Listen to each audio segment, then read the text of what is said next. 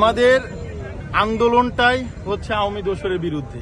আওয়ামী দোসরদের আমাদের ছত্র ছায়ায় কখনোই সম্ভব না এটা। তবে আমরা বলতে পারি আমাদের এই দলে কোনো বৈষম্য থাকবে না। স্বৈরতন্ত্র নিপাত যাক, সকলে তার ন্যায্য অধিকার পাবে। কৃষক ভাই থেকে শুরু করে বড় অফিসার পর্যন্ত তারা একই প্যানেলে চলবে, এখানে কোনো বৈষম্য থাকবে। 5ই আগস্টের মাধ্যমেই পুরাতন যে রাজনীতি, সে রাজনীতির বিদায় হয়ে গেছে।